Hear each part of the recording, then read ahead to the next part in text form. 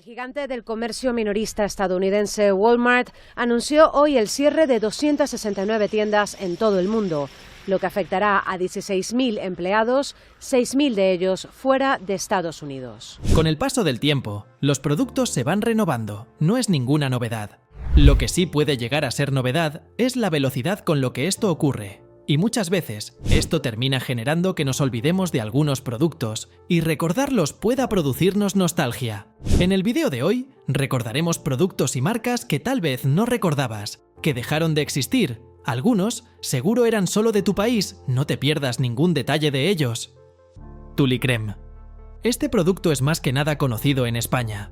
El punto fuerte de la empresa propietaria, Agra, eran las margarinas. La empresa, fundada en Bilbao en 1945, hizo negocio satisfaciendo una necesidad de la época. El elevado precio de la leche en la posguerra alentó el lanzamiento de productos alternativos a la mantequilla. Agra comercializó el tulipán en los años 70 con notable éxito. Con el tulipán bien posicionado en el mercado, Agra lanzó una variedad de 3 sabores con un objetivo bien identificado: el público infantil. 5 años más tarde de su estreno, el gigante anglo-holandés Unilever compró Agra.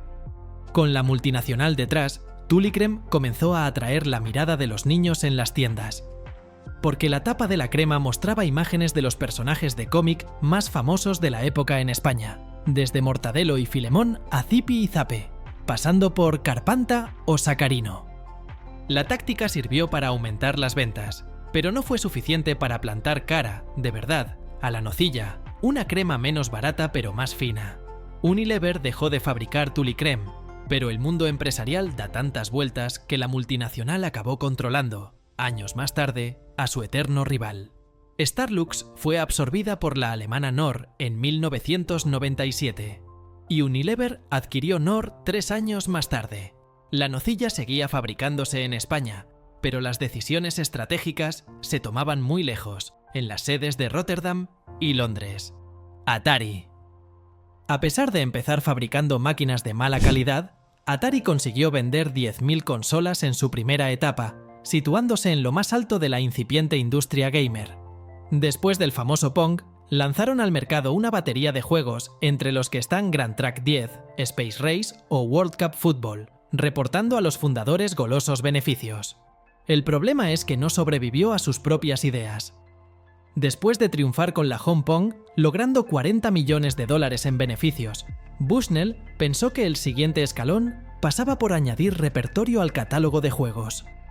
Para escalar de esa manera, la empresa necesitaba más capital del que disponía, así que Nolan Bushnell vendió Atari a Warner Bros. En 1977 por $28 millones. Desde ese mismo instante, la empresa empezó a morir. Inicialmente, Warner dio mucho margen de acción a la antigua cúpula de Atari y, esta con las arcas llenas, decidió lanzar al mercado la nueva Atari 2600. El producto no cuajó en el mercado y Warner se impacientó tras fracasar en la campaña navideña, de modo que encargaron a un consultor externo, Ray Kassar, que hiciera un informe sobre la situación de la empresa. La situación se volvió insostenible. Kassar asumió entonces la dirección de la empresa y endureció las condiciones de los programadores con horarios más estrictos, salarios más bajos y normas férreas en cuanto a las relaciones o incluso el código de vestuario. Kassar convirtió a Atari en una fábrica.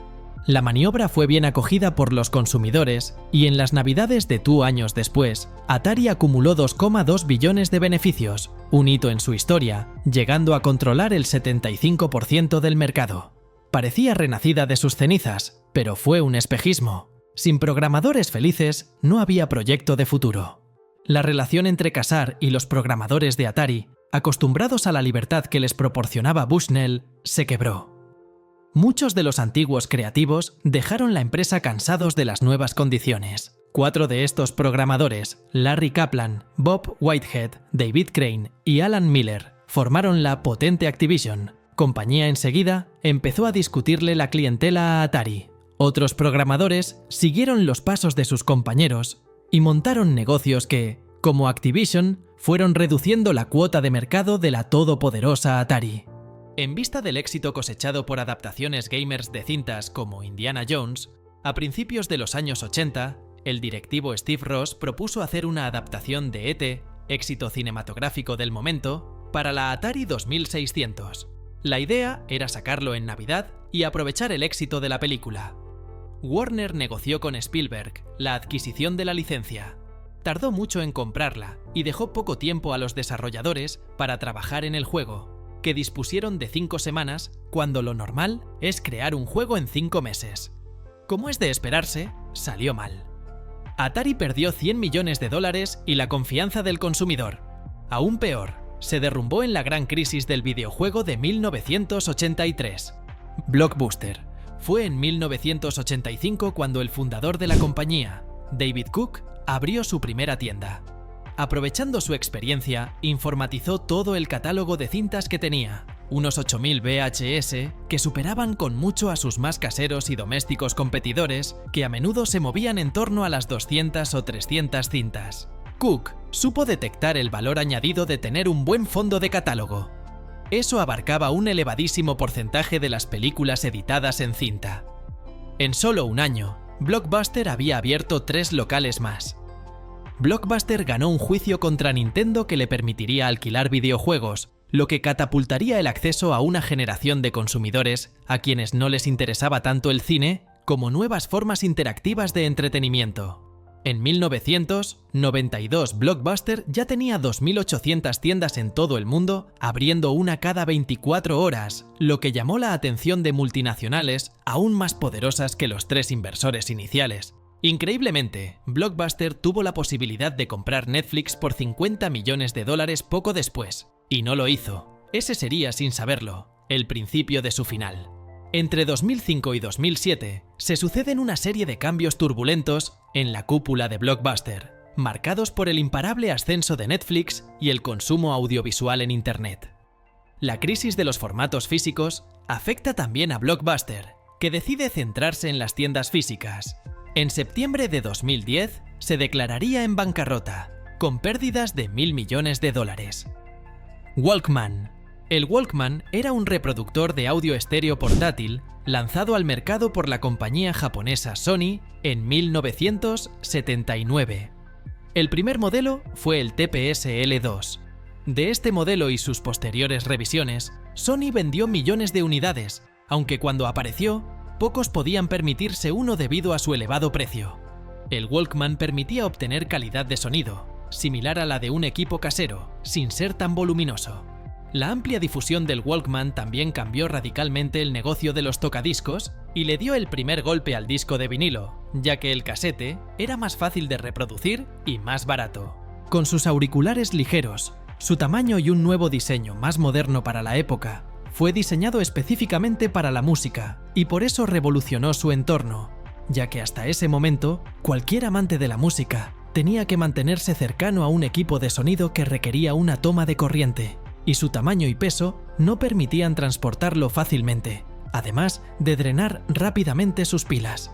El Walkman es todo un símbolo de los años 80.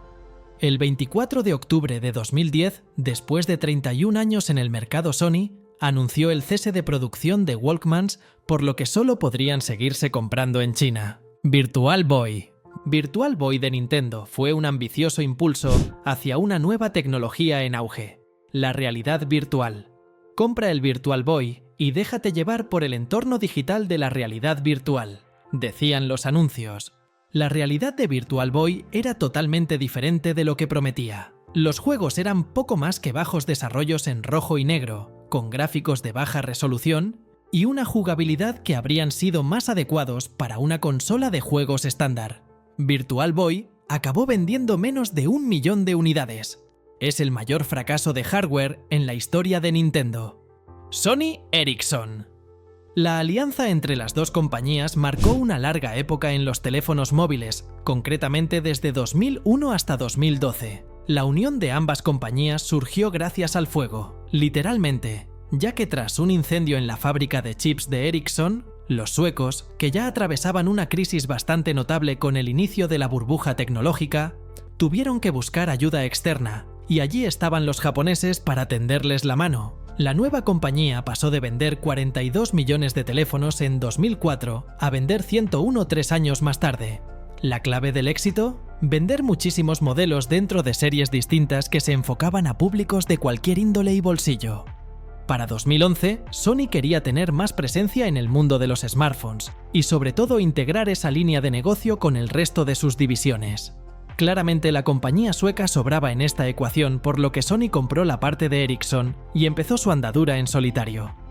Ericsson enfocó su actividad en las telecomunicaciones, especialmente en I+D, pero las cosas no les salieron para nada como pensaban. Autos Saab. La empresa sueca Saab es una empresa de defensa y seguridad bien conocida desde hace 80 años. Sin embargo, la gente todavía asocia su nombre con el negocio automotriz que desapareció hace mucho tiempo, los automóviles Saab. El primer automóvil se presentó en Linköping en junio de 1947, aunque fue 2 años más tarde cuando la producción, con sede en Trollhättan, realmente se pusiera en marcha y estos icónicos vehículos verde botella salieran a la carretera. Con el pasar de los años, cada nuevo carro de Saab fue reconocido instantáneamente por su diseño, confiabilidad y seguridad. A diferencia del negocio de la defensa y la seguridad, que progresivamente se fortaleció como un actor global, la historia de los automóviles de pasajeros Saab fue más corta. Después de que la fusión de 20 años entre Saab y Scania Vabis llegara a su fin, el gigante automotriz estadounidense General Motors tomó una participación del 50% del nuevo negocio de carros Saab, antes de convertir a la compañía en una subsidiaria de propiedad total en el 2000. Los coches Saab ya no eran fabricados por el propio Saab. Por lo tanto, el futuro de los automóviles Saab estaba vinculado al de General Motors, y cuando la propia fortuna de la empresa estadounidense comenzó a caer en 2008, también lo hizo su subsidiaria sueca. Un cambio de propiedad para incluir al fabricante de automóviles holandés, Spyker, no pudo detener el declive, y el negocio de automóviles de Saab se perdió para siempre cuando Saab Automobile AB se declaró en quiebra en diciembre de 2011. Pan American Airlines. La compañía ganó su reconocimiento no solo por la cantidad de vuelos que efectuaba, sino también como pionera en muchas innovaciones que sentaron las bases de la aviación comercial y por haber abierto rutas internacionales que ninguna otra compañía cubría antes que ella. Fue así un ícono de la cultura del siglo XX y suerte de aerolínea de bandera extraoficial de los Estados Unidos. En solo 2 años, la empresa expandió sus rutas hacia México, Colombia, Panamá, Brasil y la Argentina, entre otros destinos latinoamericanos. Pero como en algunos de ellos no había una buena infraestructura aeronáutica, decidió volar con hidroaviones.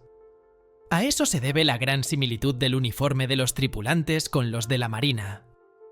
Pan Am tenía vuelos de pasajeros hacia todos los continentes del planeta, con excepción de la Antártida. Pero el gran hito de su historia llegaría 12 años después.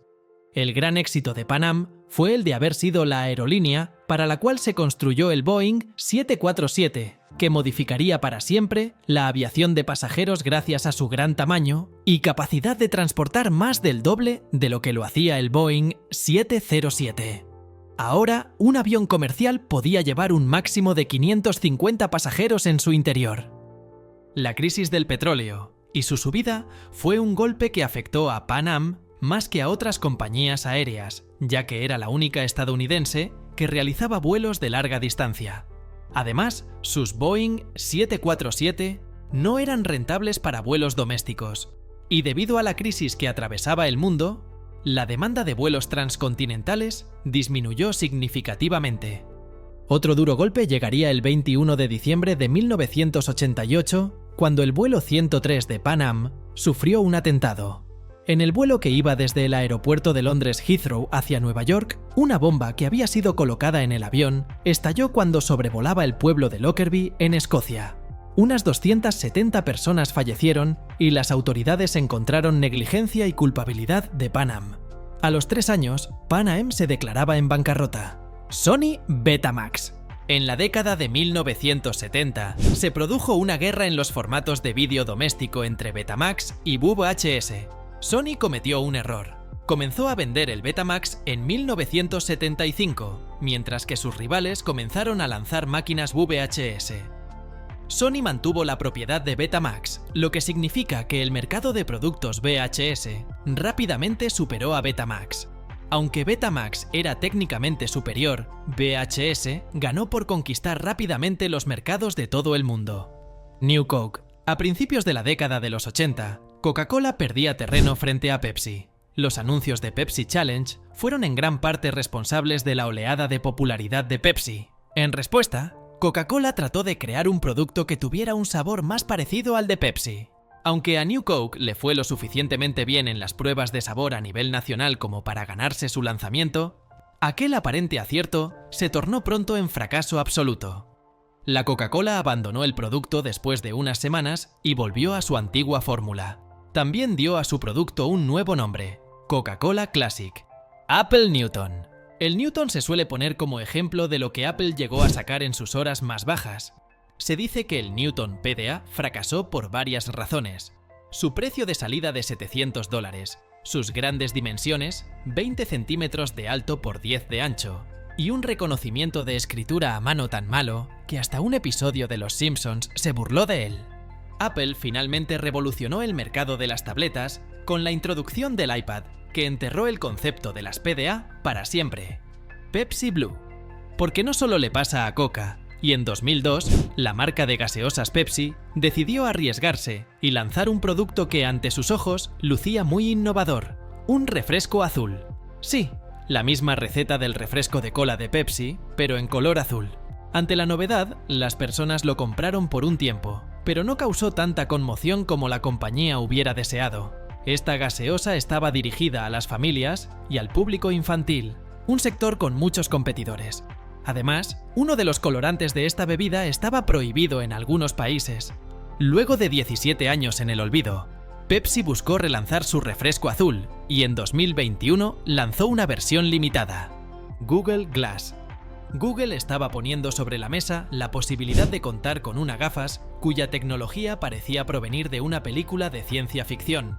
Esto hizo que incluso antes de que se lanzaran, se convirtieran en un dispositivo deseado, tal vez el lanzamiento más deseado de aquella década. El proyecto, que había surgido 3 años antes como una iniciativa secreta del laboratorio Google X, impulsada por Eric Schmidt, había arrancado con muy buen pie. Todo parecía indicar que en caso de comercializarse, se convertirían en un éxito de ventas con potencial de crecimiento. Así, lanzó un modelo inicial de las gafas en 2013 para desarrolladores llamado Explorer Edition.